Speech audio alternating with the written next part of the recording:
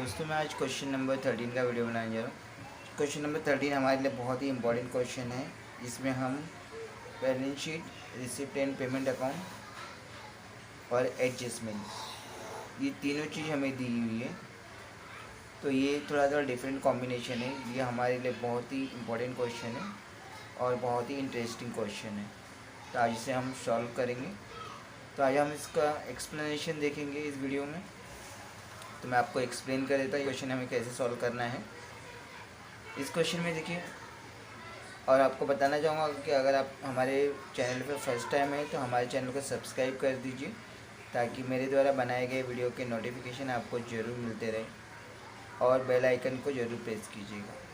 ठीक है, यहाँ पे देखिए, from the following information supplied to you, prepare income and expenditure account for the year ending on 31st March 2020 and balance sheet as on that date for Maurya sports club थाने। तो यहाँ पे हमारा बैलेंस शीट है और ये इसके नीचे मैंने रिसिप्ट एंड पेमेंट अकाउंट बना के रखा हुआ है। मैं सारे क्वेश्चन में बुक में पहले कॉपी कर लेता हूँ, तो मैंने क्वेश्चंस को कॉपी कर लिया हुआ है और उसको हम कहाँ कहाँ पोस्ट करेंगे, कैसे कैसे पोस्ट करेंगे वो देखेंगे। तो ये हमारा लायबिलिटी साइड है और ये अपना एसेट साइड है, और ये हमारा रिसिप्ट साइड है और ये पेमेंट साइड है। तो पहले हम बैलेंस शीट देख लेते हैं। बैलेंस शीट में पहला लायबिलिटी साइड है। तो लायबिलिटी साइड में पहले हमारे लिए सबसे इम्पोर्टेंट होता है कैपिटल फंड। तो यहाँ पे देखिए कैपिटल फंड दिया हुआ है। तो ये कैपिटल फंड हमारा अपना करंट ईयर का क्लोजिंग बैलेंस शीट में कैपिटल फंड आ जाएगा। तो इसके लिए मैंने एल लिख दिया है, मतलब लायबिलिटी साइड में लिखना है, उसे ट्रांसफ़र करना है। बैंक ओवरड्राफ्ट, बैंक ओवरड्राफ्ट देखिए 38,000, और सेम रिसीप्ट साइड में भी हम देखेंगे बैंक ओवरड्राफ्ट 38,000। इसका मतलब क्या हुआ, जो पिछले साल का जो लायबिलिटी था इस साल पेमेंट हो चुका है। तो पिछले साल का लायबिलिटी और इस साल अगर पेमेंट हो चुका है तो इसे हम क्या करेंगे, कैंसिल कर देंगे। तो मैं यहाँ पे देखिए कैंसिल का निशान लगा दे रहा हूँ, मतलब इसे हमें नहीं लिखना है। ठीक है, आउटस्टैंडिंग सैलरी है हमारे लायबिलिटी साइड में, मतलब पिछले साल का आउटस्टैंडिंग सैलरी है, और इस समय हमें जो सैलरी पेमेंट किया है 17,500 का, ये वाले सैलरी को हम लोग ये वाली सैलरी में से माइनस कर देंगे। क्यों?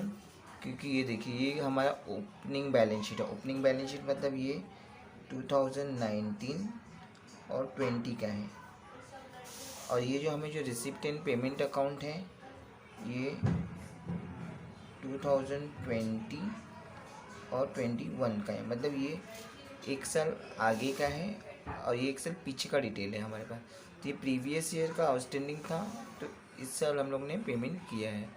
तो इसके लिए इसमें इस साल का नहीं है, इसके लिए इसमें से ये वाला माइनस हो जाएगा। ठीक है, हम एसेट साइड में जाते हैं। तो एसेट साइड में पहला क्या है, मशीनरी। तो मशीनरी हमारा करंट एसेट में आ जाएगा। आउटस्टैंडिंग सब्सक्रिप्शन, आउटस्टैंडिंग सब्सक्रिप्शन के बारे में एक थोड़ा सा डिटेल में हम लोग बाद में बात करेंगे, क्योंकि इसमें कुछ एडजस्टमेंट है, इसके लिए मैं इसको बाद में डिस्कशन करूँगा। उसके बाद है प्रीपेड इंश्योरेंस 2,000 रुपीज़। अब प्रीपेड इंश्योरेंस मतलब पिछले साल जो है प्रीपेड किया था इस साल के लिए, तो अभी हम लोग क्या करेंगे, इसे इस साल में लिखेंगे। तो हम इसे क्या कर देंगे, ऐड कर देंगे। तो यहाँ पे मैं प्लस का साइन कर देता हूँ, और हमारा जो इस साल का जो पेमेंट है इंश्योरेंस प्रीमियम, उसमें वाला प्रीमियम क्या हो जाएगा, ऐड हो जाएगा। तो मैं यहाँ पे एक टिक कर देता हूँ। ठीक है, फर्नीचर, फर्नीचर हमारा एसेट में चला जाएगा। कैश इन हैंड, ये भी एसेट में चला जाएगा। Outstanding locker rent, outstanding locker rent same outstanding, मतलब पिछले साल आउटस्टैंडिंग था, मतलब इस पिछले साल पैसा मिलना चाहिए था लेकिन नहीं मिला, तो इस साल हमें मिला होगा। तो ये लॉकर रेंट दिया है 1500। तो इसमें इसको क्या करेंगे, हम माइनस कर देंगे इस वाले में से, क्योंकि ये जो 500 है पिछले साल का पैसा था और हमें इस साल मिला है तो इस सेल में से नहीं लिखेंगे, इस 1500 में से 500 माइनस करना होगा। ठीक है, अब हमारा जो है बैलेंस शीट हो गया, ओपनिंग बैलेंस शीट के सारे डिटेल्स हो चुके हैं। अब हम रिसिप्ट एंड पेमेंट साइड में जाते हैं। तो रिसिप्ट एंड पेमेंट साइड में पहला क्या दिया, to balance brought down 12,000 rupees. ये पिछले साल का एसेट है। ठीक, तो पिछले साल का एसेट हम क्या करते हैं, माइनस करते हैं। तो जैसे कि ये देखिए, जो मैंने कैश इन हैंड जो लिखा है ये पिछले साल का एसेट है, तो ये हमें माइनस करना होगा। मैंने एसेट लिख दिया है, सॉरी, इसे हम माइनस कर देंगे। तो यहाँ पे भी मैंने कट कर दिया और इधर पे भी कर दिया, इधर भी माइनस हो जाएगा, इधर भी माइनस हो जाएगा, दोनों जगह माइनस हो जाएगा क्योंकि पिछले साल का कैश है। तो पिछले साल का कैश हम नहीं लिखते हैं, तो इससे हम क्या करेंगे, कट कर देंगे। ठीक है, सब्सक्रिप्शन हमारा जो है इनकम साइड में चला जाएगा। हमें ये तो पता है कि रिसिप्ट साइड में हमें या तो इनकम मिलेगा या तो लायबिलिटी मिलेगी। पेमेंट साइड में हमें या तो एक्सपेंस मिलेगा या तो एसेट मिलेगा। इंटरेस्ट फीस में कैपिटलाइज्ड वर्ड लिखा है, कैपिटलाइज्ड वर्ड लिखा है, इसका मतलब हमें इसे कैपिटल फंड में ऐड कर देंगे। यहाँ पे मैंने प्लस CF लिख दिया है, इसको कैपिटल फंड में ऐड करना है। लॉकर रेंट हमारा इनकम में चला जाएगा। डोनेशन में भी कैपिटलाइज्ड वर्ड लिखा है, तो हम क्या करेंगे, प्लस CF। अगर यहाँ पे कुछ नहीं लिखा होता तो हम इसे इनकम में लिख सकते थे, हम इन दोनों को क्या लिखते थे, इनकम में लिखते थे, अगर कुछ नहीं लिखा होता तो ये हमारा रिसिप्ट साइड हो गया है। अब हम पेमेंट साइड की तरफ जाते हैं। तो पेमेंट साइड में पहला है बैंक ओवरड्राफ्ट, एक कट चुका है। सैलरी हमारा एक्सपेंडिचर में चला जाएगा। इंश्योरेंस प्रीमियम ये भी एक्सपेंडिचर में चला जाएगा। इंटरेस्ट वो भी एक्सपेंडिचर में चला जाएगा। रिफ्रेशमेंट एक्सपेंस ये भी अपना एक्सपेंडिचर में चला जाएगा। फर्नीचर ये हमारा एसेट में चला जाएगा। अभी हमारा यहाँ पे दो आइटम और हैं, कैश इन हैंड एसेट में चला जाएगा और कैश इन बैंक एसेट में चला जाएगा। अभी हम एडजस्टमेंट की तरफ चलते हैं। तो हमारा पहला एडजस्टमेंट दिया है, subscription received includes 3,000 for 2018-19 and outstanding subscription for 2019 and 20 was 14,000। इसका मतलब क्या हुआ, 2018 और 19 का जो सब्सक्रिप्शन आउटस्टैंडिंग था उसका हमें 3,000 रुपीज़ मिल गया। ठीक है, और करंट ईयर है 2019 और 20 का जो आउटस्टैंडिंग है वो है 14,000। तो अभी हमें क्या करना है, इसके एडजस्टमेंट की तरफ चलते हैं, सॉरी इसके इफ़ेक्ट्स की तरफ चलते हैं। तो इसके दो इफ़ेक्ट्स हैं, income and expenditure account credit side minus 3,000, जो 3,000 है वो माइनस कर देंगे हम लोग इनकम एंड एक्सपेंडिचर के क्रेडिट साइड से, एंड 1,400 उसको क्या करेंगे, ऐड कर देंगे। और दूसरा इफेक्ट जो जाएगा बैलेंस शीट एसेट साइड, तो ये जो 14,000 है उसका सेकेंड इफेक्ट चला जाएगा एसेट साइड में, और first effect already asset side में ही होगा। ठीक है, तो हम टिक कर लेते हैं। हमारा सब्सक्रिप्शन जो दिया है यहाँ पे सब्सक्रिप्शन है, यहाँ पे 2 टिक हो जाएगा। यहाँ पे 2 एडजस्टमेंट है, इसके लिए 2 टिक हो जाएगा।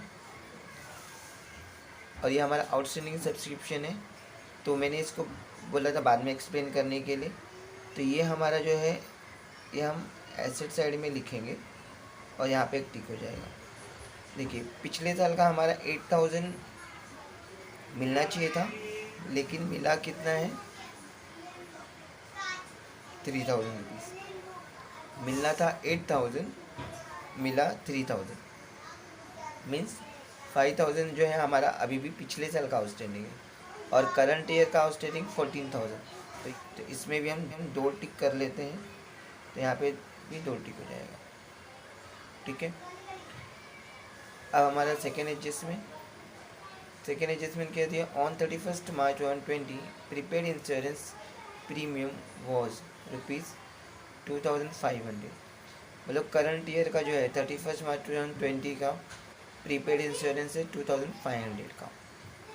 तो इसका जो इफ़ेक्ट सबको पता है प्रीपेड है। प्रीपेड मतलब क्या होगा, इंश्योरेंस में हम माइनस कर देंगे और दूसरा इफेक्ट एसेट साइड में चला जाएगा, जो मैंने देखिए ऑलरेडी लिखा हुआ है। दूसरा वाला income and expenditure account debit side minus from insurance, दूसरा effect balance sheet asset side.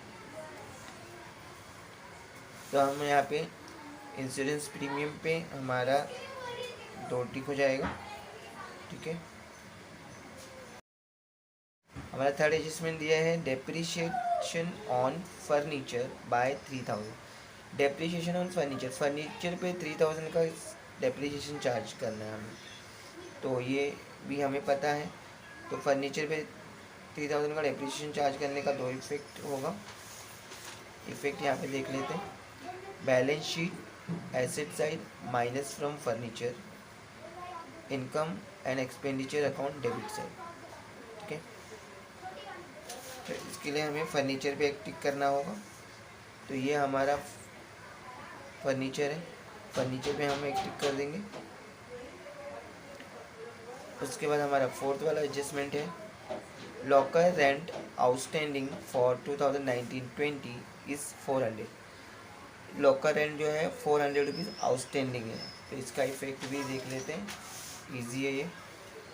Income and expenditure account credit side +2 locker rent में हम लोग प्लस कर देंगे इसको, और दूसरा इफेक्ट ऐसे साइड में लिख देंगे। तो इसके लिए हमें लॉकर रेंट पे भी एक टिक करना पड़ेगा।